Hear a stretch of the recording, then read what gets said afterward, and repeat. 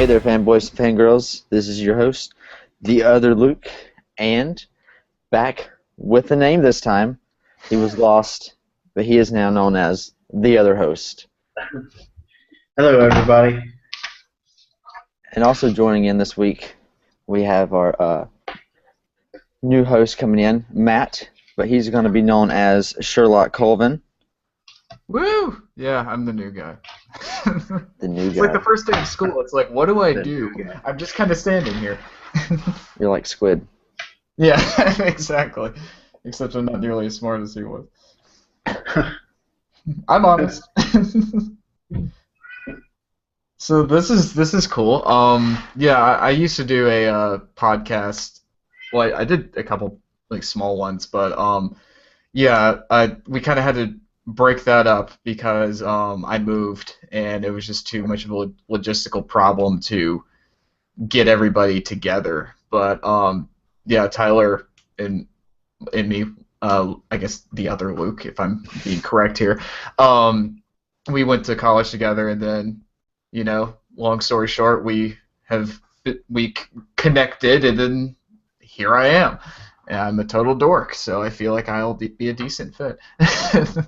You joined the Legion of Casters. Oh my, what have I done? So this week is going to be a little bit different than our last couple episodes. Our last two episodes is kind of a direction we're heading with movies once they come out, and ones that we're going to be covering more in depth. But this episode, we're kind of going to go into several topics. We have a wide range from Assassin's Creed to Deadpool to some new Star Wars news. It's not all new, but we just want to kind of get everybody caught up, discuss what we've seen so far. New to us. Yeah. Discuss, theories, things that we might think might be happening, and go from there. Sounds like a plan. Aye, Capitan. So you want to start us off with the Assassin's Creed trailer? Me or? I'll take it. I got it. Okay. Assassin's Creed. We got a trailer. I can't remember how many. It was a few days ago, right? Or am It was like over the weekend. They just randomly dropped it. Yeah. There you go. Over the weekend. Yeah, it was random too. Yeah, you're right. It came out of nowhere. Yeah. You've got Michael Fassbender, which everyone knows him as Magneto in the X. I said his name right? Yeah. Okay. Or David. Yeah. He was David. David, that's right. Prometheus. Yeah. Yeah, I'm gonna go with X-Men because I think more people. Well, Probably. yeah. I feel like a lot of people are angry over Prometheus. And more, yeah, they're more familiar with the X-Men, the first class and Days of Future Past where he plays Magneto. The young Ian McKellen. Right. Which I honestly, they casted that role with him pretty good. I'm happy with how he's handled Magneto. Oh yeah. Definitely. Yeah. The Assassin's Creed movie, it's not following Desmond from the games. It's a new guy. Colin Lynch is the new name of the guy we got. Kind of looks like he from the trailer he was a prisoner and he's being executed, but they faked his death, his execution, so he would be erased from, I guess, the grid. Yeah, the grid. Yeah. Everyone thinks he's dead. He doesn't exist anymore, but he really does. That way, no matter what's happened to him, no one's really going to know because everyone thinks he's dead. It's all a mystery. Right. It's taking place during the Spanish Inquisition, which honestly, it's a pretty dark time in history's. Because nobody expects the Spanish Inquisition. Right. The Inquisition. What a show. I had to. Yeah. And they from the trailers, it looks super. There's going to be the acrobats. If you play the games, you're climbing up walls, jumping off roofs, rolling on the ground. The fight scenes from the trailer look fantastic. You've got the dual hidden blades, which I didn't know they would head that way, but I'm okay with it. also something that stood out to me. They showed an eagle flying. I don't know. I guess is it Spain? We're gonna go Spanish because it's in Spain. Um, show the flying eagle, which is a nod to the game if you've played it. Yeah. Right. Which I the more Easter eggs they put in this kind of thing, the better, in my opinion. It seems like they have an understanding of what they're trying to do with it, as well as pay tribute to, its roots and everything. Yeah. Make it Yeah. familiar. If nothing else, the stunt work and how this movie is shot is going to be fantastic. I don't know anything really about Assassin's Creed except I've played the first game and I've seen people play the other games. I know there's a very rich mythology there, but I mean, I have no idea what to expect with this. Yeah, and the games they take place during major historical events. The first one I can't remember. It's the Crusades, I think, is the first one. Yeah, because you go to Jerusalem and stuff. Yeah. Then the second one you've got the Renaissance, with nods to Da Vinci and that, and then the third one, which honestly I don't think got too good of praise, was during the American Revolution. Then you got Black Flag, which I don't think it really. I mean, it was set during the pirate times. Yeah, which is kind of cool. Oh, yeah, that was my favorite out of all of them. The naval They do a lot battles. with that one. Yeah. You know how or go ahead. Then the new one, Unity, I think was the new one, or the next one, which was the French Revolution. And then you got Syndicate. I haven't played Syndicate, and I haven't looked into that one yet, so I don't know much about that one. Yeah. I was just gonna say if Disney really wants to make some like quick money, especially since they just dissolved their like video game development branch, they need to reach out to Ubisoft and just make us a Pirates of the Caribbean game. Do everything you did with Black Flag, just stick it with Jack Sparrow and just that universe. Oh, that would be. It would be epic, hopefully, and it would make so much money. Yes. They just need to. They just need to go at it like they went with the first movie. Yeah. Mm-hmm. And that would be. It'd be kind of like having the open world Pokemon game. It's just one of those things that you just. It needs to exist, and the reason it doesn't, it just kind of. It bothers you. Yeah. It's kind of like I want them to do like a Legend of Zelda game where it's like Skyrim, but it's within Hyrule and everything. I think that'd be cool. Is that not what they're doing with the Wii U one coming out? If they're still they are? They're doing a new one? I'm totally like I don't have a Wii U or anything, so I don't know what's going on with that. I know it's in works. I haven't kept up with the news with that one. With Nintendo with E3 coming up. Right. If they're going to announce their new console, I'm thinking it's a handheld console is what they're going to announce. You think?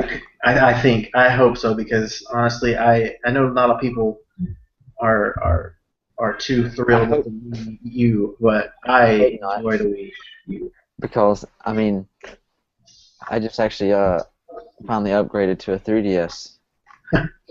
Right. To get ready for because I got red. So I'm playing through on that.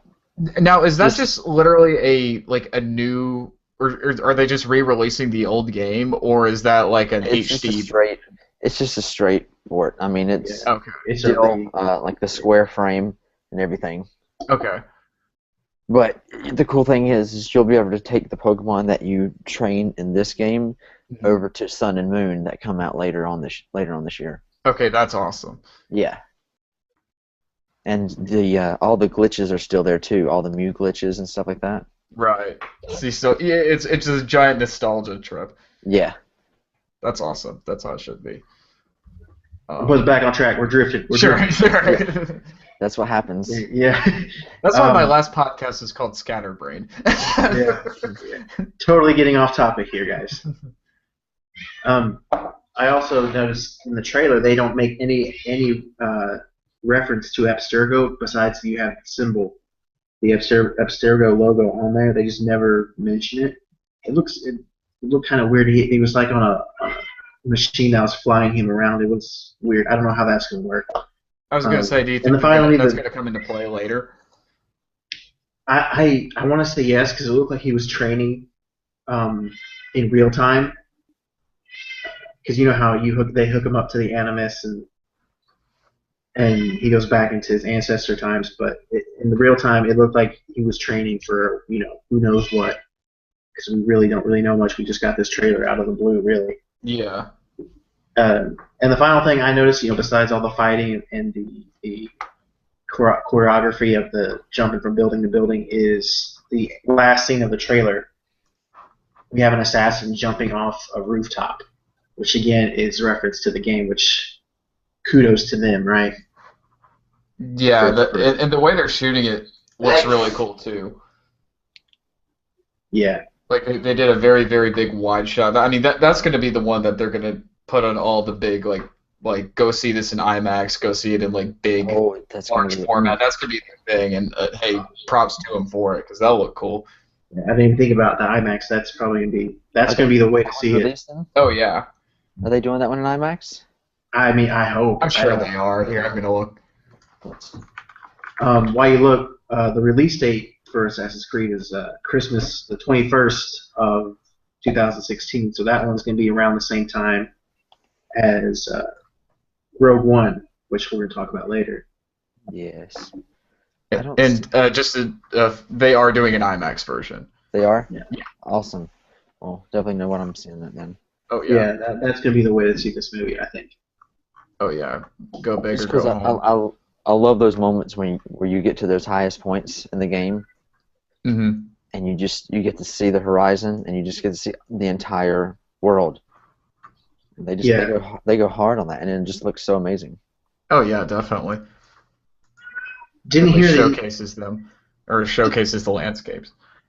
Didn't hear the eagle make the noise it makes, but I'm hoping they'll add that in later. You know what could be is that it could be like the initial Star Wars teaser, like the one they put out in November of like 2013 or whatever, where it was just like these are all the shots we have finished.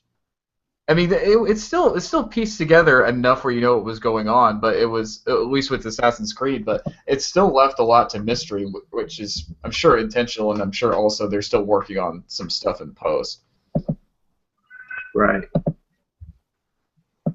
I do like the fact that they seem to be with the stunt work. I mean, this doesn't seem like a giant CG fest. It seems like they are these are guys doing full-fledged stunts and fights and everything, and I like that. There's some of the behind-the-scenes photos that they released. You can see that there's not a lot of green screen. They have some nice-looking locations that they're going for this movie.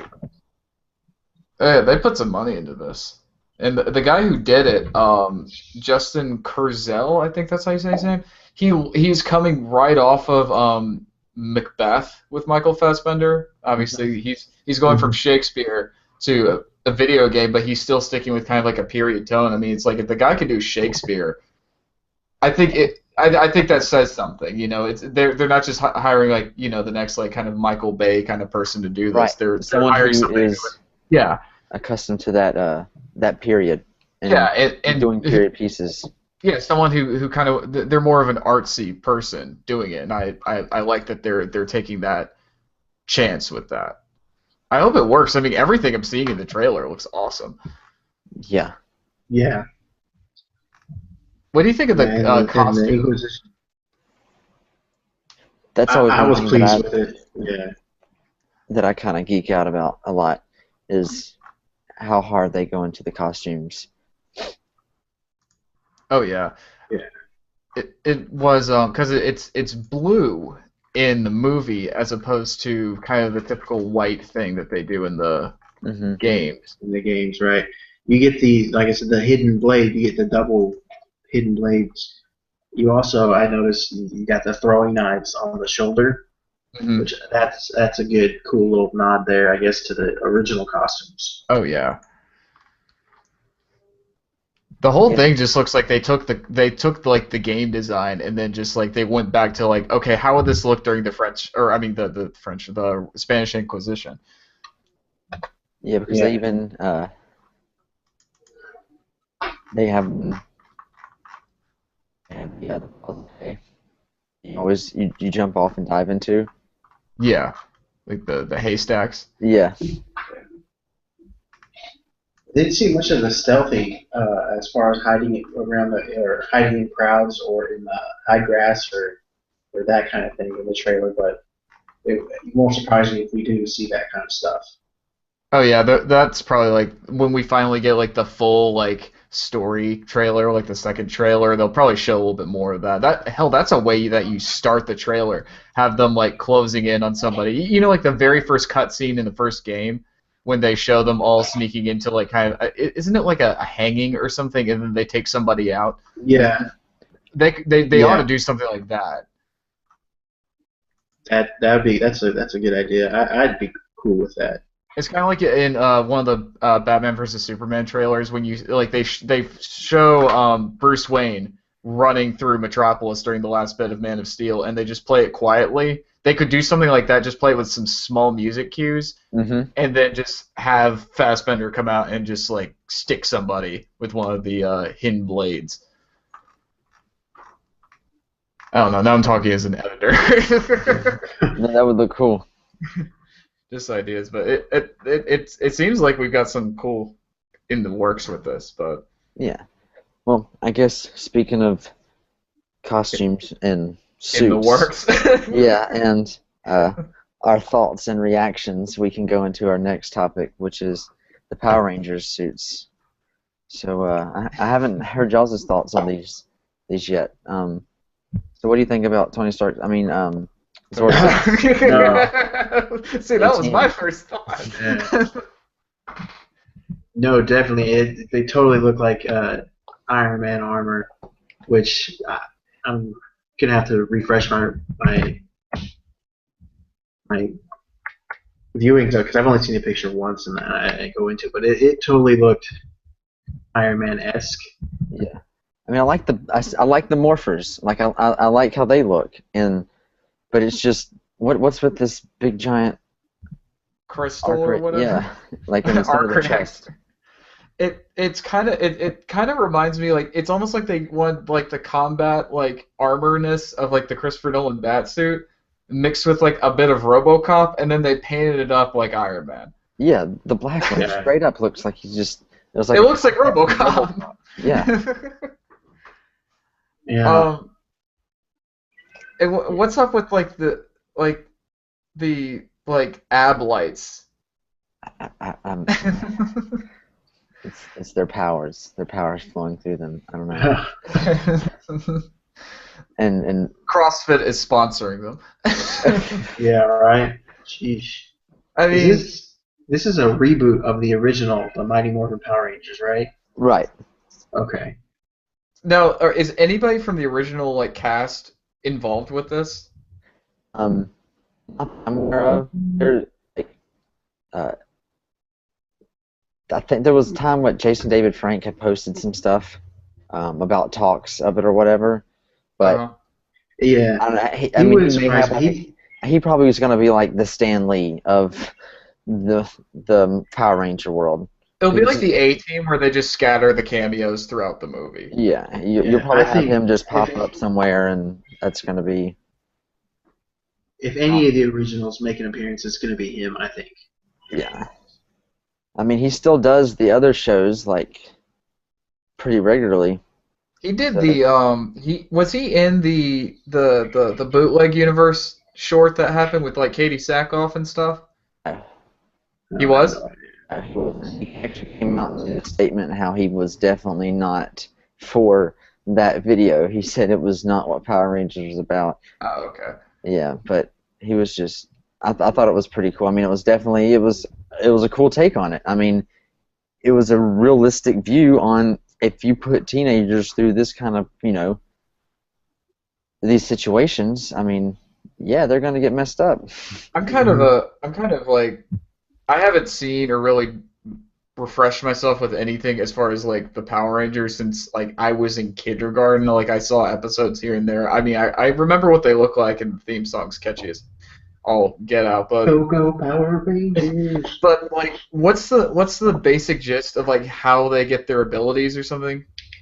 or whatever. They have their power coins that they get from Zordon, and they use Okay. and they channel that creature, and they control that Zord.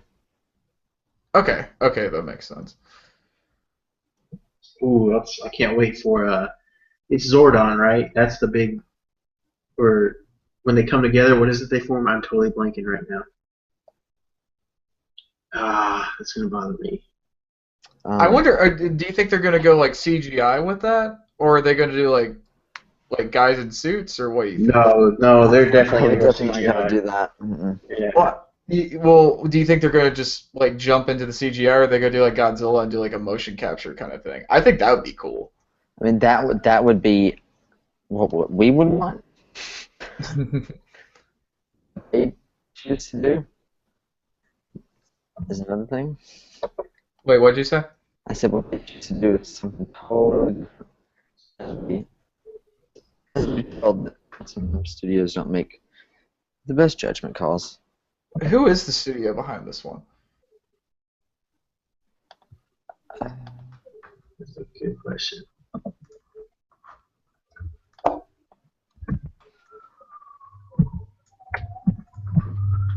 Oh, let's see here. Which one here is let's just kind of give you a reference Hmm. from Rita from the original show and how Elizabeth Banks looks as Rita in the movie. It's a and she's very very green, Yeah, it's a completely which different take on the character too. It looks Like, very Green Goblin, like yeah, from the Sam Raimi Spider-Man. and see yeah. what I was thinking since they don't show the Green Ranger, they Hmm. I think the episode's Green with Envy or Green with Evil or something. It was one of the episodes from the second season of Yeah, Mighty Morphin Power Rangers, um, where Rita pretty much creates the Green Ranger. Um, but if you look at her original costume, it's kind of there's not really any green in it at all. It's like a totally different costume. It's like Yeah. kind of like Dragon Ball Z looking almost. And she has this huge headdress on. Uh, but I mean, yeah, this is more like she kind of looks like Poison Ivy in a little bit, with the way it Oh kind of looks yeah. like leaves like coming off of her. hmm now with the original Power Rangers, was Tommy was he in the early episodes? Do y'all remember? Until Your guess is as good as mine. I have no idea. As I'm looking through the cast list, and they don't have anyone playing Tommy. So he didn't come until later, whenever the yeah, Green Ranger came in, and then when they made the transition of him over to the White Ranger. yeah. I'm thinking he might get introduced at the end of the movie, or Definitely, or or he could. That's your post-credit scene right yeah, there. Yeah, I yeah. could definitely see that being a Because they're trying to do like a whole like cinematic universe kind of thing with this, right? I maybe. have no idea. I mean, it's Lionsgate. They kind of their bread and butter was Hunger Games, and they're kind of done with that now. So I wouldn't be surprised. Yeah. You So can't speaking can't of, really. one thing I wanted to, just because we're on the topic of Power Rangers, there's this artist I wanted to show you who was one of the original. He designed Zed on Power Rangers, and he actually just recently released a sculpt that he did of like a new Zed, and it's actually pretty cool. I'm actually gonna shoot that over to you right now. Do you guys think we'll get to see him? I hope so. Yeah, that would be great. I'm looking at these. There's a couple pictures of Elizabeth Banks as Rita on IMDb. You can barely tell that's her. they've got some stills besides the one that everyone's seen. There's another picture on here. Like a set picture. Yeah, Oh, that sculpt. That's what's up. Right? Is that not awesome? Yeah. it looks scary. I don't remember him being that scary. It's got like a Resident Evil feel to it. Yeah. Mm-hmm. Yeah, I thought that was pretty cool.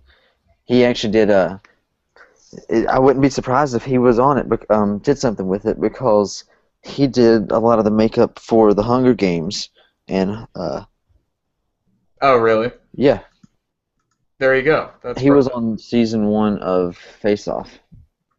Oh, Oh, okay. wow. Good for him. I hope that's what happened. I hope because of the Lionsgate connection, he would have Yeah, it'd be cool if they gotten brought a him back gig. on. They brought him back on board. Oh yeah. Right. So, Matt, I know this next topic here goes Oh, out for a lot of people, but this one actually is pretty close to you. So you wanna? it's kind of a relative thing. Mhm. Okay, so Darwin Cook passed away over the weekend, and I'm still fairly fresh to his work, but I definitely know his artwork. He actually well, he's most notable for the new Justice League: The New Frontier. Well, that's they did an animated version of it, like a movie, but he did this like limited run comic that kind of bridged the gap between Golden Age DC and Silver Age DC, and it was actually really cool. And the whole thing was set to the backdrop of kind of like the 1960s and like kind of like Kennedy and everything.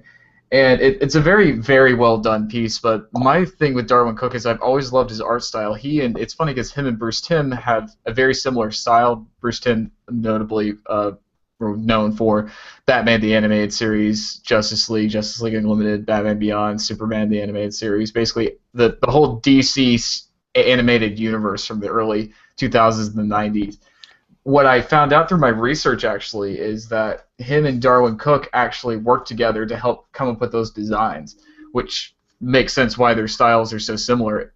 Darwin Cook's just got this beautiful like it's kind of got this like old like kind of like old world kind of turn of the century kind of like it looks like it looks like artwork that you'd see at like the World's Fair or something.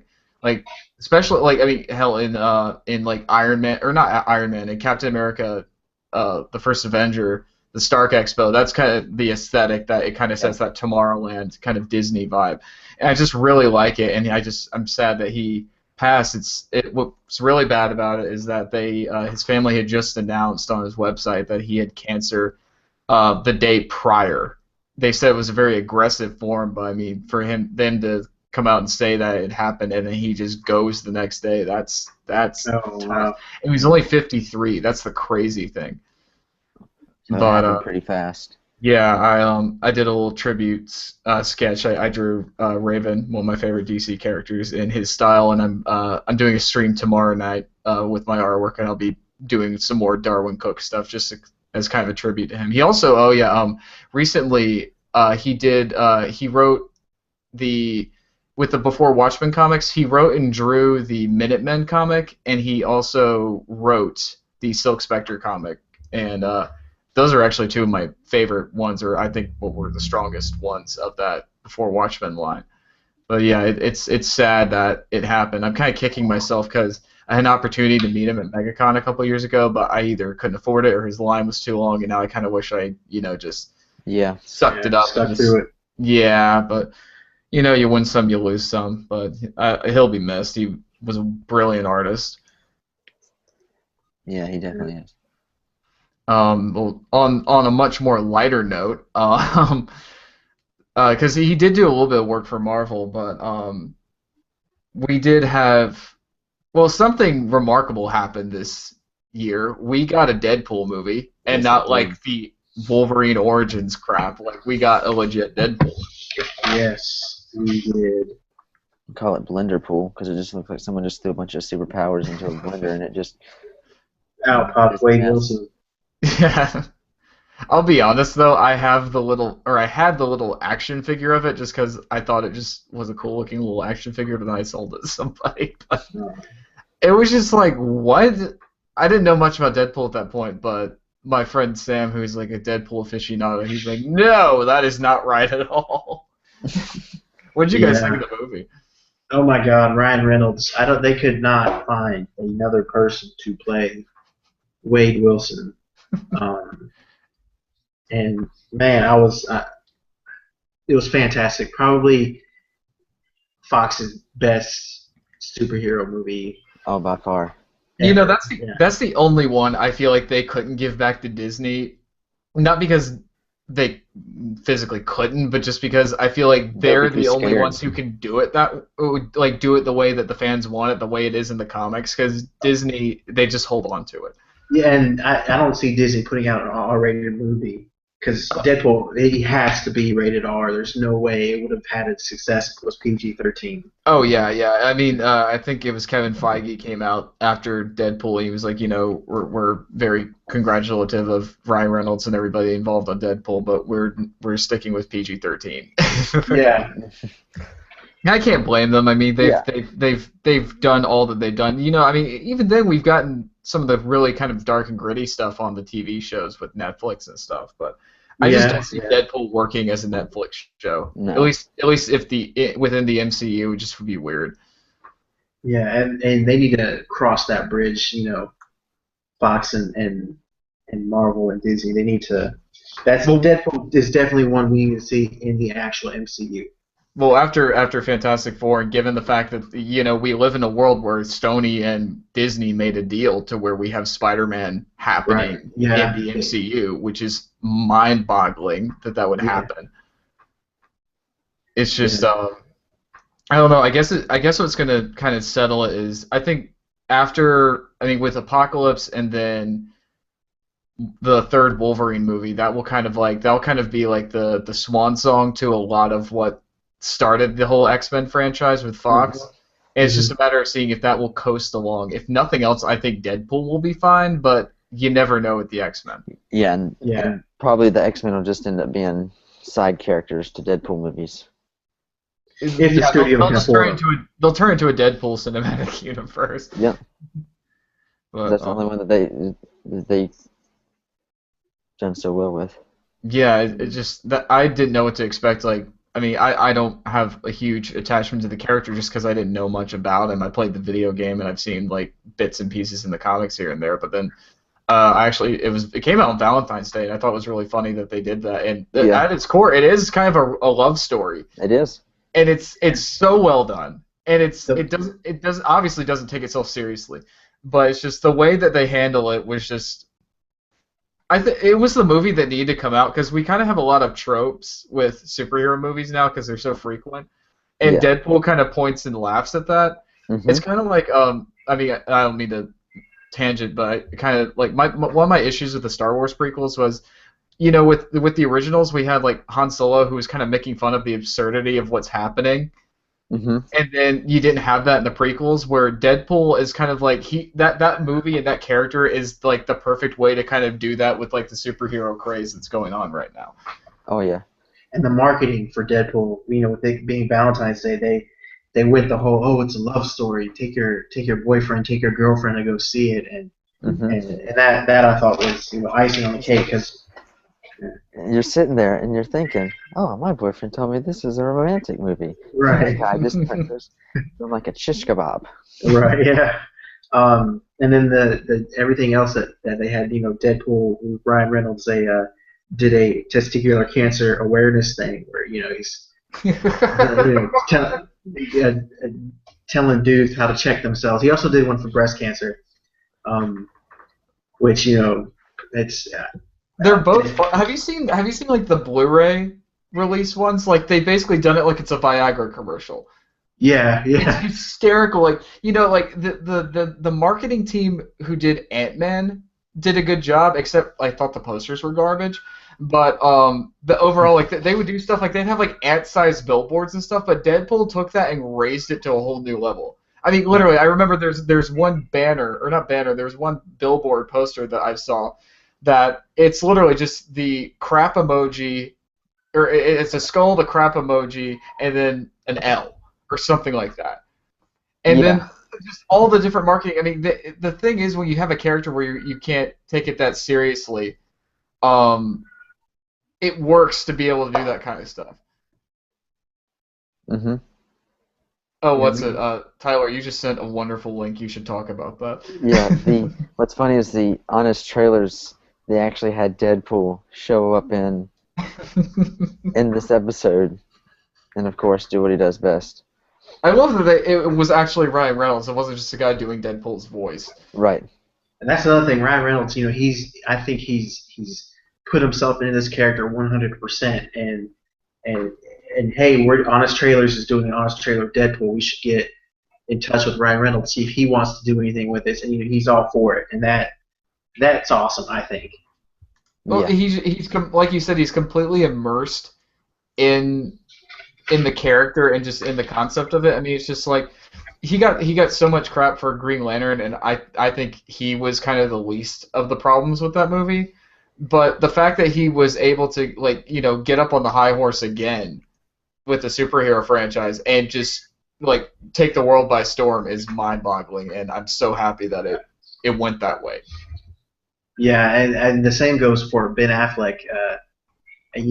Coming off of Daredevil as his last superhero, he was honestly, in my opinion, he was the only redeemable part of Batman versus Superman. I'm probably gonna catch flack for that, but that's how I feel. Catch Affleck. Yeah, right. Well, no, I agree, and it was kind of like, and I'll say this with Daredevil, the movie's not great, but I don't feel like he was the problem with that. I feel like it was just like the direction that whole thing was going. And even with Batman versus Superman, I mean, Zack Snyder's doing stuff that's not making a lot of people happy, but then at the same time, in my opinion, we finally got a Batman that's like almost identical to some of the comics, at least. Yes. That was good. Not just look, but just how he is. And speaking of What's up? That's all about. It's cutting out. Is that better? Yeah. All right, so it reminded me of this video that I saw about behind the scenes of Deadpool. And you remember that scene where he's going back and he says, "Don't make it animated." Mm-hmm. Yeah. Don't make the super suit animated. Yeah. Or green. Or green. Well, there's a video that came out where they talk about his mask and how they were pulling off the different expressions and how that was great. They went really hard into having it be a practical effect, but they actually went in and Weta ended up doing all of the motion cap of Ryan Reynolds' face and putting it onto the mask. So actually every scene that you see of Deadpool's mask is actually animated. Are you kidding? That's amazing. Yeah. And I'm glad they did that because their characters underneath the mask, and you usually don't see their facial expressions. Mm-hmm. And they did that with Spider-Man and Captain America, with his eyelids going wide and kind of getting smaller, and that's, to me, that's where everything needs to go from here on out. They need to do the animation. If they're doing superheroes in a mask, they need to animate. I agree. It was one of those. It's one of those things where A, it has to work with the character, and B, it has to work in a way with the character that makes sense. With Deadpool, you can just flat out animate the mask, and that's just what you're getting. With Spider-Man, I actually really like that, especially tying into how like Civil War has it where Stark and him are together, or kind of like working together. Even in the movie you hear like the little iris of the mechanics in the eyes, like you hear like a little sound every time it closes or opens or whatnot. And so they did it in a way that works within that universe that makes sense. Yeah, it was like you heard the mechanical, like a lens. If you think about cameras, it was like a lens. Yeah. Yeah, that's one of the things that they always go very deep into in the comics, is always with the expression of the eyes on the characters that have the mask on. Mm-hmm. Well, that's how you express in a comic, and it's just cool that they've been able to bridge that gap in a way that makes sense now. Yeah, to where you can see that in the live action. Yeah. Right. Because I mean, obviously that's just something that couldn't be done for the longest time, but we're finally in a day and age where it's not like not just does it work, but they've done it twice within the same year, and they've shown that there is no way it doesn't work. You could do it goofy and you can do it realistically. Right. Yeah. What's it? Speaking of other Marvel properties, Well, one that I know you've definitely been working on. yeah, so I'll just say it. Doctor Strange looks cool. Yes, it does. um, It's I, gonna be a whole new different style of superhero movie. it looks like they took Inception and then put magic into it, and I like that a lot. Oh yeah, you get that whole that sequence in the trailer that is it looks exactly with the city regular, and then it looks like it's mirrored upside down and vertically. Makes me think of a kaleidoscope without the colors. Yeah. Oh yeah. I don't know too much about Doctor Strange except for he's a magician and I think he was a surgeon at one point in his life and he gets his hands broke. He was a good surgeon. And Yeah, he gets his okay. hands broken, right?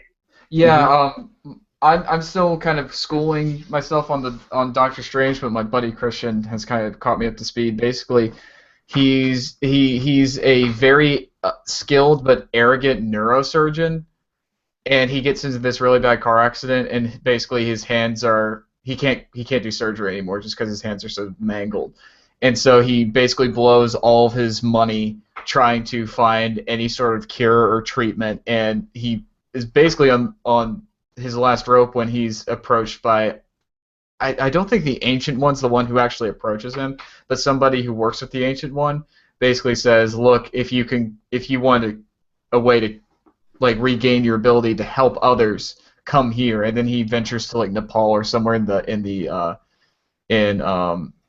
is it the Andes? Is that the It ones? kind of looked like that from the I, trailer.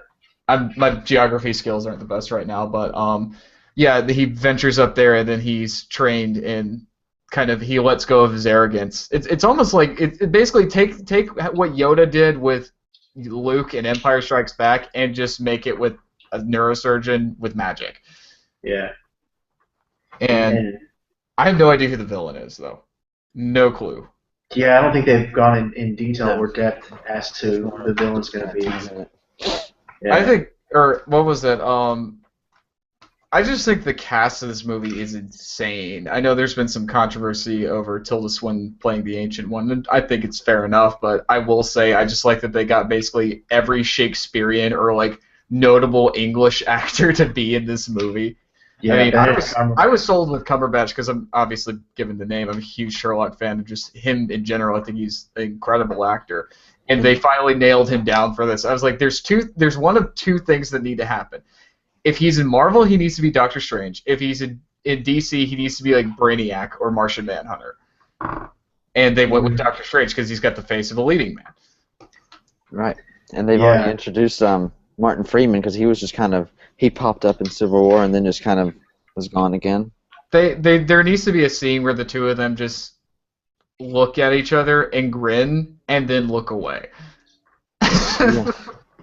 It's kind of like there needs to be a scene where Downey and Cumberbatch they're in one of the Marvel movies where they just kind of look at each other and they need to make the joke about the facial hair, just say like there's something familiar about you because obviously they both played Sherlock Holmes and they have similar facial hair.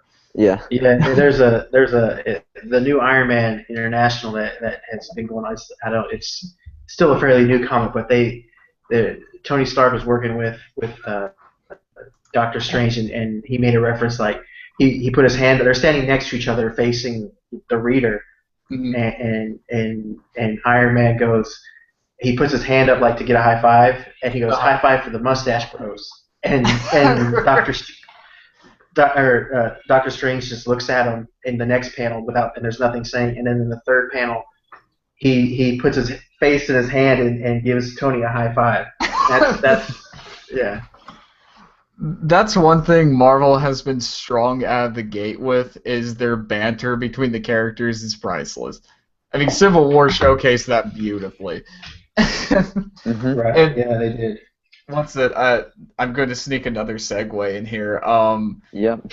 What's it? Speaking of banter, Spider-Man had some of the best banter in that movie. Yeah, he did. We totally, Tyler. We when we did the Captain America review, we totally forgot the Star Wars reference that was made by Spider-Man in that. You know. Right? Yeah. Kind of upset that we just kind of skipped over that. Yeah. But better late than never, I guess. Right. Yeah. And they can do that now because Disney owns Lucasfilm. They should have played just in the music cue for a second. They should have had like do do do do do do do or something like that because they own Right. both. Come on, let's Yeah. cross the streams a little bit. Yeah. But what do you guys think? What do you think they should do with Homecoming? Well, I know that Buddy's said that they're that Junior's already been confirmed that he's going to be in it, so we know we're going to have something to do with Iron Man and Spider-Man. Okay. So who knows? I mean, he's already made him the new suit that he has in Civil War. So See, and that was another thing. That the suit that he made him in the comics, the Iron Spidey suit, is a lot different it was way different. because it's red and gold. Yeah, and he's got the extendable back, the arms that get The legs, yeah. Which I honestly think they didn't go that way because they're trying to bring Spider-Man back into the MCU, so they want you to be more familiar with the classic look. Yeah. Which I'm okay with that. Which they did. Ditko eyes. They made it different by adding those black stripes or waves around his. And giving his utility belt where you can see it on the outside and his web shooters on the outside also of his costume. I feel like they took the best elements from both the Tobey Maguire and the Andrew Garfield like Spider-Man and just kind of went like, okay, how can we do this in a way that works with the comics but also works within the MCU so we don't have to reintroduce everything again. Yeah, I was happy with how they handled Spider-Man. Yeah, I'm definitely looking forward to Homecoming. Tom Holland killed it. Yeah, he did. I mean, personally, I grew up with the Tobey Maguire movies, and Andrew Garfield, just that incarnation of Peter and Spider-Man just resonated with me on a level that I needed at that point. And just on a personal level, that will always be kind of my Spider-Man take. But Tom Holland's the comic book. Mm-hmm. Like, no two ways about it. He's the comic book. Yeah, I was very pleased with how he says, and Spider-Man's very near and dear to my heart because that's my favorite superhero is definitely Spider-Man. Oh, yeah. That was the first, I guess, fandom that I ever went out of my way to, I guess, get things with, How did you guys first get exposed to Spider-Man? With me, I honestly, I don't. I'm gonna say it's the '90s cartoon did it for me. Which that's in my opinion. I know there's been a lot of cartoon variations over the years, but to me that's on the same level as the Batman animated series. Right, I can agree. Yeah, agreed. Because the Spider-Man animated series was how I got into it, but from there, I found this local comic shop and started just buying Spider-Man comics. Mm-hmm. Oh, so you dove straight into the books. Yeah. And I was this little kid not knowing what I'm doing, and I'm just like, oh, this cover looks cool. This one looks cool. Just reading comics just out of order, just all reckless and such. Yeah, that was my first comic. Was an Amazing Spider-Man, and I bought it. I think I was with my dad, and we were just out, and he said, hey, let's go to this store right here. He took me in, and that's how I bought my first comic book, and I still have that one today. Dude, that's beautiful. That's beautiful. It was a dad bonding experience and your first comic book. That's pretty awesome. My dad isn't. He's not into this kind of. I don't know why we stopped there. To be honest. Just for shits and giggles, excuse me. We just went into the store and it was a little $2 comic, but. That's awesome. You took your first step into a larger world. Right, yeah. One small step for Sean, one giant leap to fandom. Yeah, that's what sparked it. I guess for me it was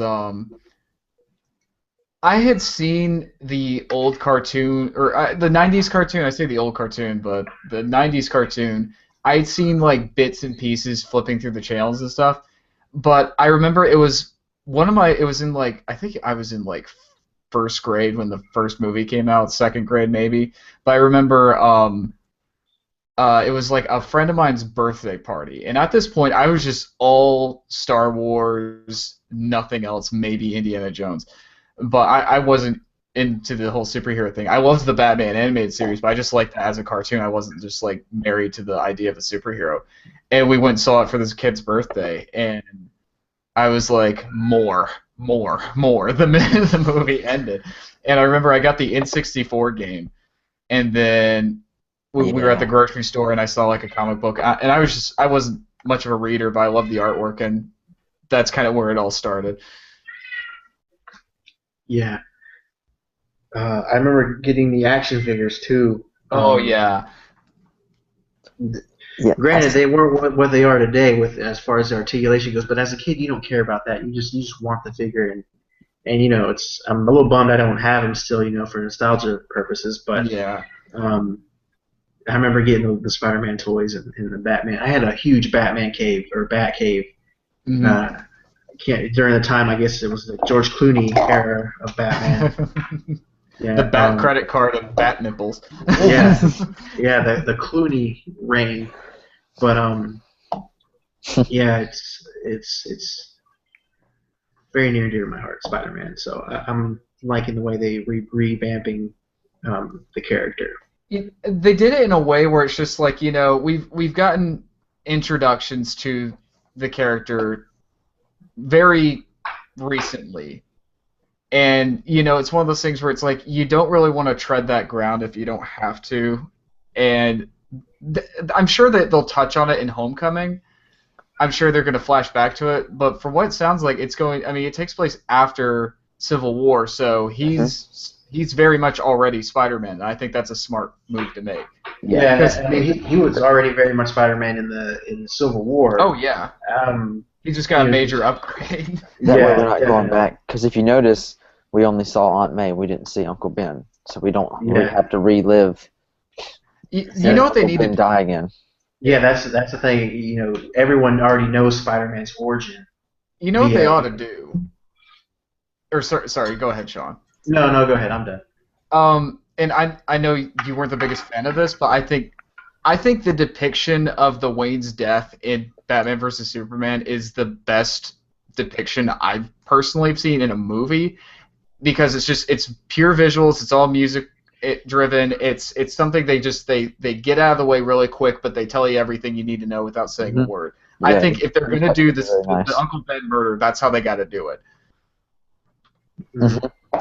Hmm. Just show him so we know what he looks like, but just, a title sequence. Do something with it. I mean, it's just, I'm not saying that they have to focus on it, but, just kind of, like when Tony was asking Peter about why he does it, we didn't flat out get why. We just got him basically saying, just because, when you've got abilities like this, you're the bad guy if you're not helping.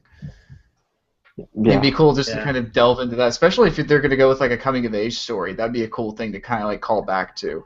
Not linger, but call back to it. yeah. And we got a young Aunt May, which I thought that was cool because in the comics she's old, but um, I kind of like the way they're heading because with like I said, the younger Aunt May. I'm trying to find out something real quick. I thought that the Tobey Maguire right now is probably the with the actress they got playing Aunt May. Mm-hmm. Tobey Maguire, it'd be a nice nod. He's the right age to be Uncle Ben. Um, do you get what I'm saying? Yeah. Yeah, like that'd be a I've cool read that callback. somewhere. Yeah, He's already because said that. Like he said it, like on I think an Instagram post or something. He's like, yeah, Tom Holland killed it. This kid's great. He yeah, passed the torch. I thought that was sweet. I think that would be a nice little nod. Yeah. Well, I guess going on from there, we can kind of segue into Apocalypse because we've got that coming up at the end of the month. It just snuck up, at least for me. Yeah, there was so many other things going on. It's like, oh, wait, we've got this. Oh, it's X-Men. Should we get excited? Probably not, but we'll talk about it. I've liked the last two movies, I'll be honest. It was. There's just been a lot of talk so far that this is just Bryan Singer's out of stories to tell when it comes to X-Men. Oh, You really? think? We're just going to get like a very just dry story, and it's just going to be. It's not what anyone wants. I hope not, just because, like I said, I like the last two so much. Yeah. And Yeah, I like for him to finish, because I've heard this is his last one. I'd like for him to finish on a strong note. Yeah, I mean that would be. But at the same time, Days of Future Past was a great note to go out on, because that was a good way, at least in the sense of how the movies did. I'm not sure in the comics, but I liked how they were able to bridge the gap between the old and the new. Yeah, I think just now I think we're getting a lot of characters real quick, a lot of new characters. What do you think of the cast? Like some of the new people that they got. The I can't remember what her name was. She's in Game of Thrones. She's playing Jean Grey. Yeah, Sansa Stark. Sophie Turner. Yeah. Yes. From what I've seen of Game of Thrones, she's a pretty good actress. I'm actually pretty excited to see how she takes Jean Grey. Yeah. But they built up the one Jean Grey, and now since we've just pretty much erased all of that, we're just starting off completely new. But we've got a lot of characters now that we're just starting off. Yeah, and we've are we rebooting? Are we going for more? What's going on? Lots going on here. I think they're going in the reboot direction because of the fact that they've got a new Jean Grey, a Scott Summers, and you know they're introducing have we seen Jubilee in any of the other X-Men movies? I don't think Do you recall? so. I don't either, and this is the first time I'm seeing her. Same with Psylocke, you know, we're getting her too. I'm fine with that though. I also think Olivia Munn is very pretty. Yeah, I'm not gonna argue with you on that one. And I as an actress, I like her a lot. I thoroughly enjoyed her on Newsroom.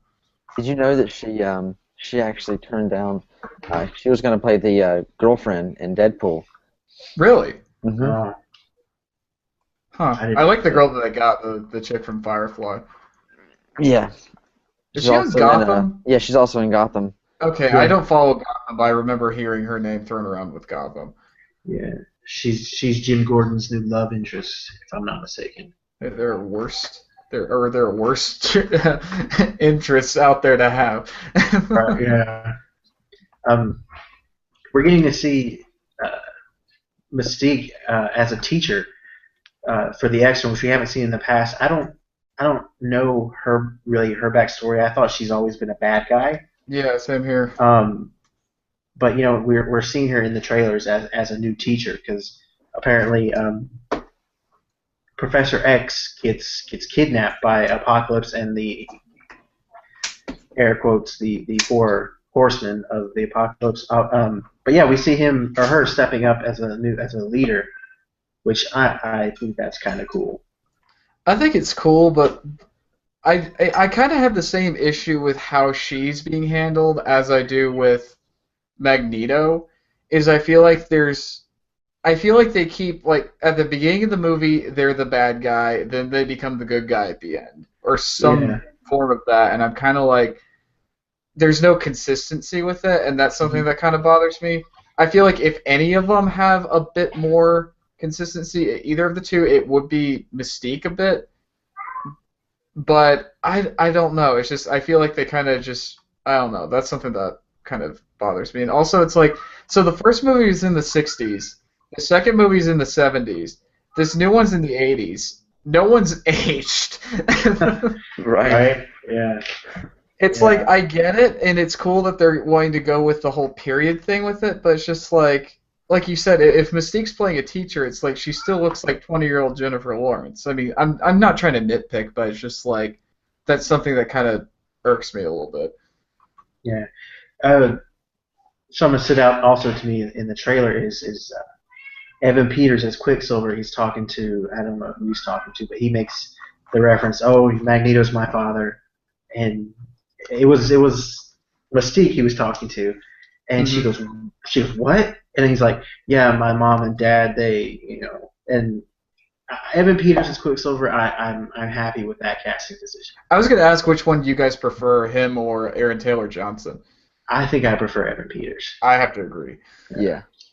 I just felt like his character was just more. I don't know. He did more. I felt like Yeah. Quicksilver in There's the more character Avengers. to it.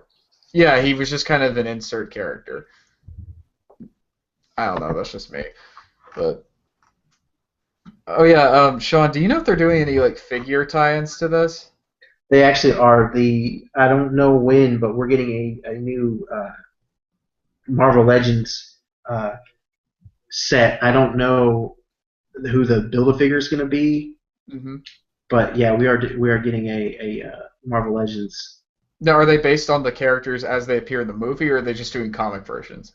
I am not sure. I'm going to have to look into that more. Because they haven't done anything at all with the other movies. The only one I know of is like in Days of Future Past, Wolverine got a figure, Yeah, but the last X-Men Marvel Legends was about 2 years ago, and they were based off the comic variants of the characters, and the Build-A-Figure for that was Jubilee. that makes sense. Yeah, but I I'm just really wanted an Olivia Munn Psylocke figure, yeah, right. or a Michael Fassbender Magneto. Oh yeah, that's definitely it. Oh, and what do you guys think of Nightcrawler? Did we get a good glimpse of him? Not He really. It speaks in was the kind of latest quick. trailer, right? I don't think he does. Oh. Okay, yeah, the 2016 X-Men Marvel Legends series looks like it's gonna have Cable, uh, Phoenix, Rogue, Deadpool, uh, and So Kitty Pryde, yeah. Kitty Pryde, Iceman, and I don't is that that's not uh, Cyclops. I don't know who It's that one is. Havoc. Havoc, yeah. And That Cable looks wonderful. they're comic variants of the characters, and yeah, that's that wave. I The don't know room when it's sounds. coming out yet. Yeah, that road looks really good. We'll put links to these Yeah, pictures. we're a very On, visual podcast. yeah, we'll put links up. Yeah, and while we're talking about this, Sean, if you want to kind of go in and tell them about what you're going to start doing as far as figures go. I'm going to start. We're gonna make an Instagram account, and we're gonna start having little uh, action figure reviews. As far as the Marvel Legends go, that's probably gonna be the What we're the going to start off with. start off with, and it's probably gonna be the main thing, or gonna be the Legends, because that's I'll try to branch out and collect other stuff, but for me, it's the Legends are what I like to collect. But we will be doing an Instagram account and making videos and reviewing uh, the Captain America Civil War set that has been out for a few months now. Nice. And You if just there's got the any, Black Panther too. Yeah, the first review is probably gonna be Black Panther, followed by Nuke and who else? I got someone else today. I don't know. Nick Fury. Nick Fury. Comic book variant, not Sam Jackson. oh yeah, Do you have the Sam Jackson? I do have the Sam Jackson. Okay, I was gonna say Yeah. because well, that's something we can talk about later. But I have one if you wanted it. Yeah, I got the Sam Jackson, Agent Coulson, and Agent Hill set that was a Toys R Us exclusive. Not too Oh, long ago. nice, nice. Yeah. Not to tangent, but did you guys? I just rewatched Winter Soldier before my girlfriend and I went and saw Civil War. Did you guys catch that on Nick Fury's headstone is Ezekiel 25:17? hmm I did not. yeah, that was funny. That was great. I had noticed that before. Like That a little was nod really to great. Pulp Fiction. Yeah. Mm. Haha, I missed it. Dang it. Yeah. There's always next time. Right. And how about back to X-Men? Sure. They teased Wolverine at the end. That I thought was pretty cool. And we've got one more Wolverine with uh, Huge jacked man. yeah, there we go. We've got one more Wolverine, which I'm gonna be sad when he leaves because I'm thinking of current actors. I don't know anyone who I might be think if able to. they were smart, they'd leave it be for a while. That's actually something I kind of have a small gripe with Star Wars right now. Is well, spoilers.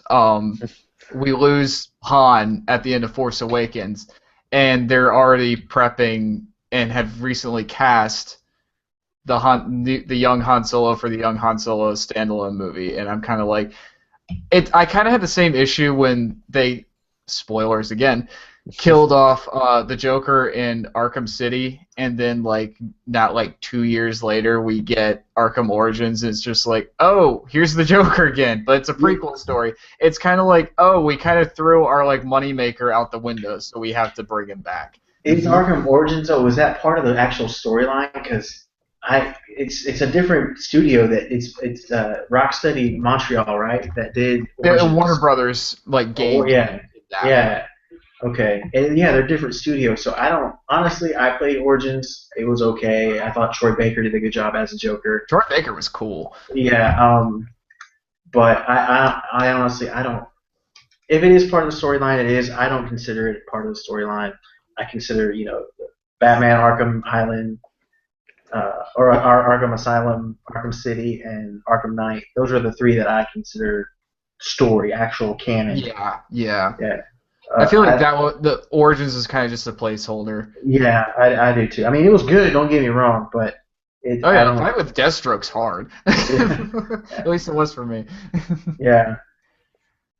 Now that you were talking about Star Wars, let's talk Rogue One. Yeah. Tyler, I'll let you take the reins on that one. Oh yeah, Master This is Luke. actually pretty new for everyone. We're actually going to have a film that's not like your typical Star Wars film. It's not, an episode film. It's its own Star Wars story, as they're calling it. EU movies, except Yeah. they're different EU canon. They're making it up now. There, You know what? All that stuff that you like and it's been out for a couple decades. Yeah, none of that's good. Wah, wah, wah. I wasn't a We're big gonna fan call of it the some new EU. stuff. I'm kind We of with might Sean. pick some of the old stuff out. We don't know. Can we just do Shadows of the Empire? That honestly, that storyline and Star Wars Death Troopers are really the only two books I read.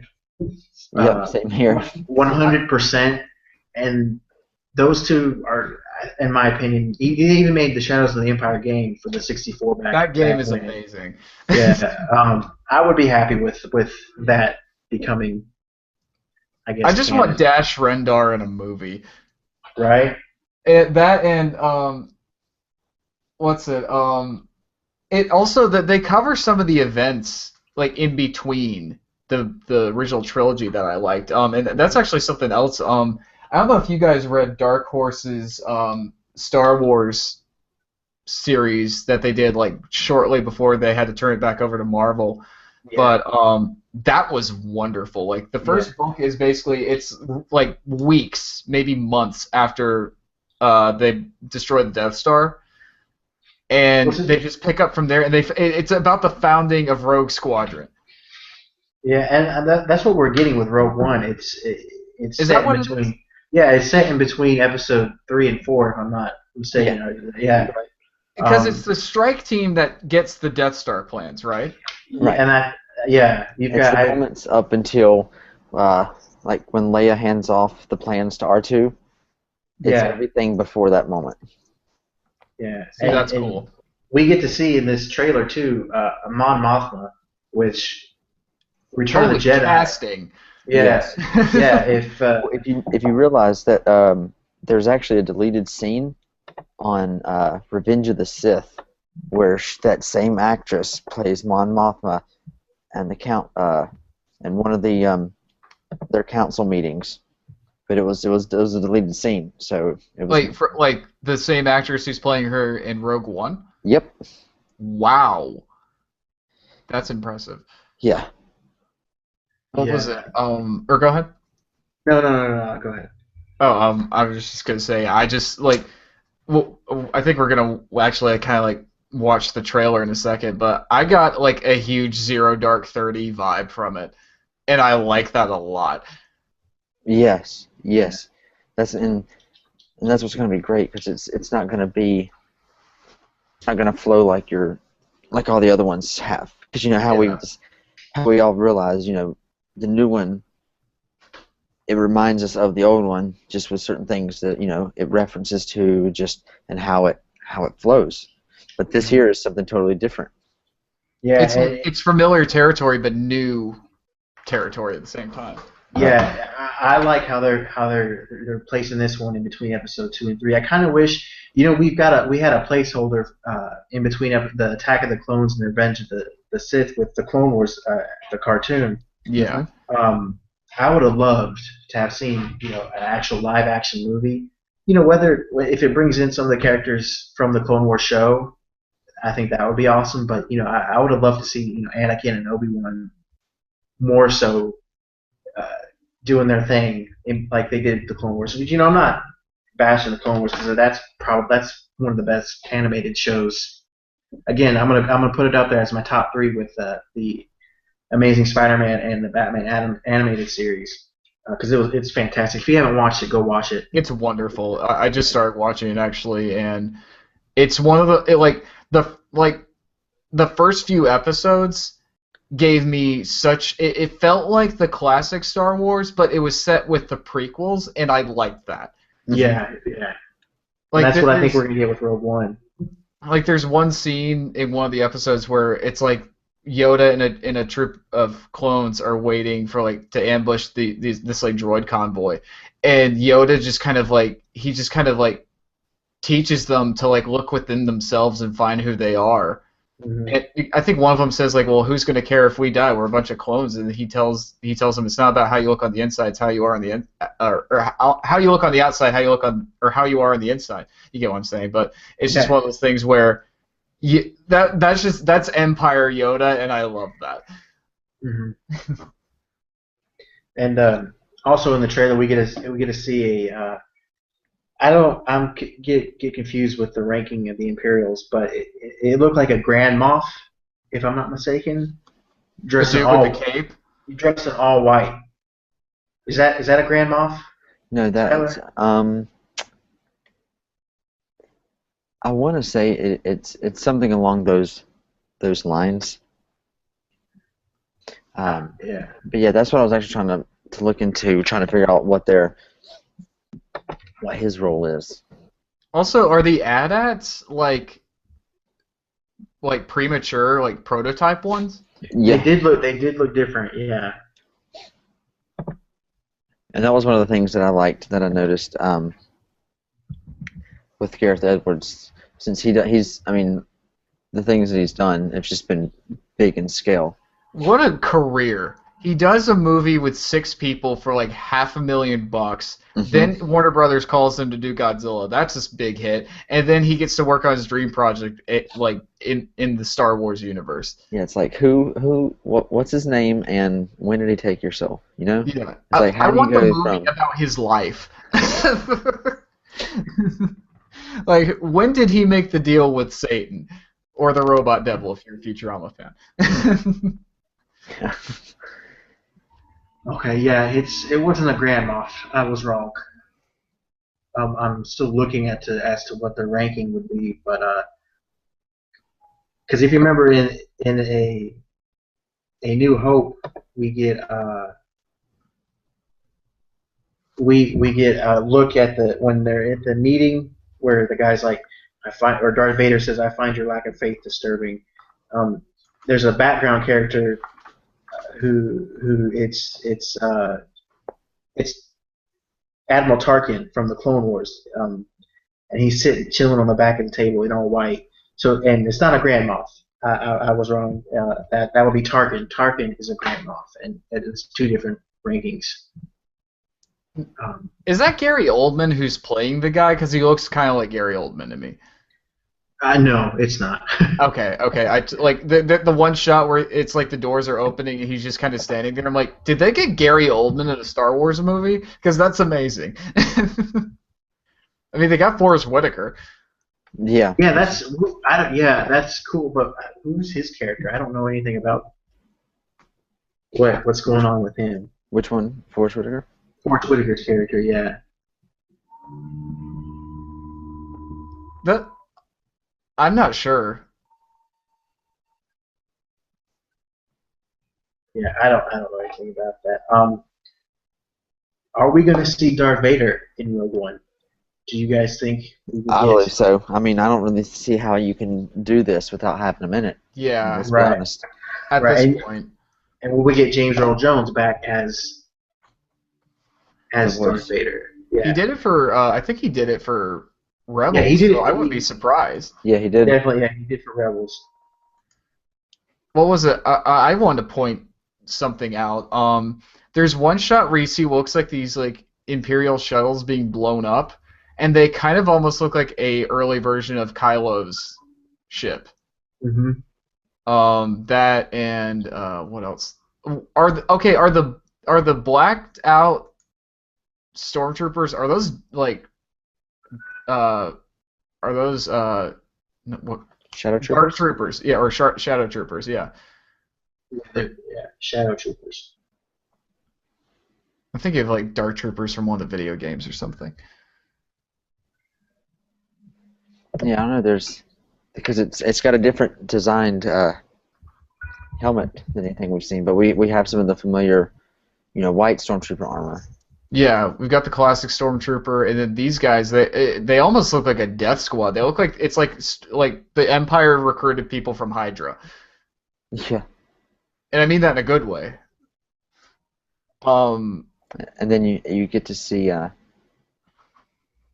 Felicity Jones as Jyn Erso at the very end in an Imperial getup. I heard a crazy Do you think- theory on Kevin Smith's podcast. Could I run that by you guys? Go for it. They're saying that they are like, we don't know anything. They don't know if this is what would happen. But their idea was that I think it was Mark Bernardin said the whole reason she's in that is because it actually will feed partially into the events of Star Wars, i.e. the Death Star battle. Oh yeah. And she's actually one of the TIE fighters that accompanies Vader, and she's the one that actually hits him when he goes tumbling out into space. Like, she suicide bombs to save the mission. That's why we don't hear about her again. So then you get everybody with Luke celebrating that the Death Star has been destroyed, but then you get like Felicity Jones' squad over there mourning her loss. Yeah, Oh yeah. didn't think about that. I I think thought that'd be she- sick. Yeah, that's definitely a good I point. mean, 'cause it makes sense. I mean, for any reason why she's in it, just because. I mean, she's having to infiltrate it. So. I mean, like we saw with Luke and Han in A New Hope. Yeah. They beat down some troopers. They took their gear, and I'm just You know how happy that to story know that ends. there's some underweared stormtroopers somewhere in the Millennium Falcon that they somehow disposed of before they got out. right? Yeah. What happened to those The guys? garbage chute. Yeah. I was thinking that Jyn Erso, her character, she was dressed as an Imperial. That's where she starts. She starts as an Imperial, whatever. Kind of like Finn. Yeah, like Finn, and I guess if they go that way, yeah. And she turns her back on it, and then she gets into the rebellion. But When she I says like that theory. line, What was that? when she says that line, this is a rebellion, isn't it? I Yeah. rebel. I was just like, yes, like she's gonna be such a great character. That's why I think that scene there is going to be shown early in the film, and it's her rebelling against like Finn in the New Yeah. Order. Like her getting. But I do like that. court-martialed. Yeah, I do like that theory though. It was that Kevin Smith and I guess his guys talked about. I like that theory. Yeah, that is an interesting I would praise them so much for going in that direction. I would be willing to say that that's not how it's going to go, but if that is how it goes, that's some amazing stuff. Yeah, I mean that'd be Yeah. a cool way to tie it in. Yeah. Definitely catch a lot of people off guard, I think. Actually, what's it? We had something written down to kind of somewhat Star Wars segue. So is Battlefront 2 happening? Like Yeah. the DICE version? Yeah, we're getting just getting a whole another new game. Now, is that like the new trilogy? Is that the prequels? Do we know yet? I think right now we just pretty much know that it's coming, Mhm. and that's pretty much it. We're really gonna get a lot of it at a celebration this year. When is that? That is in July, I believe. Okay, and that's Yeah, so it's Europe. Yeah, Celebration Europe. okay. Yeah. So it's not EA anymore. It's going to be DICE. Is that what you were saying? Oh well, I know DICE is doing, or they did the first one, but they did it with EA. I don't know how they're gonna do it the second one. I'd like it if EA wasn't involved. Yeah, I would It's, too. Cause, We'll see. It says yeah, it's through EA. oh, you got to pretty much buy another video game to have Yeah. the expansions. What did you guys think of Battlefront? Oh, I thought it was a mean, fantastic game. Yeah, what I had was great. It just didn't have enough. Yeah, I agree, and I think some of the perks can be worked out a bit better Yeah. because it felt like if you didn't what's it if you didn't have like I don't know, you get killed by some guy who had the best or a good gun or a better gun than you did. By the time you got the gun he did, he already had like a god tier weapon and he could just smoke you with it. Yeah. Like I think Zero Punctuation kind of hit it on the tee with kind of it's like what's there is good, but they kind of need to make it where it's less like OP at times with certain characters or certain players. Yeah, and then add a storyline. Yeah, thank you, because that was Like even John Boyega tweeted, he was like, "Come on, guys, they need a storyline." Oh yeah, because storyline that would have been so awesome. well, it's like why not? The last few games have had it. I get why they're like we're trying to focus on making the best possible game that we can make, but at the same time, it's like okay, now that you can't use that excuse anymore. You've been to the Lucas Archives, you've seen everything, you've got everything. Now that you've shown that you can produce a amazingly beautiful looking Star Wars game that can play very well, Now to go all out and hold improve everything it. back. Yeah, we need an Empire Strikes Back. We need EA something. Strikes Back. We need a. Well, EA needs to. Well, I'm not going to say that, but but it's one of those things where it's like okay, you've covered that ground, cover more. Yeah. Give us more than just like basically multiplayer, and then basically you have to pay so much money to get more multiplayer. Like there weren't enough maps. Yeah, you have to buy the game, and then you got to spend more money to get the rest of the game. Yeah, that's ridiculous. This isn't like an iPhone game. Come on, Right.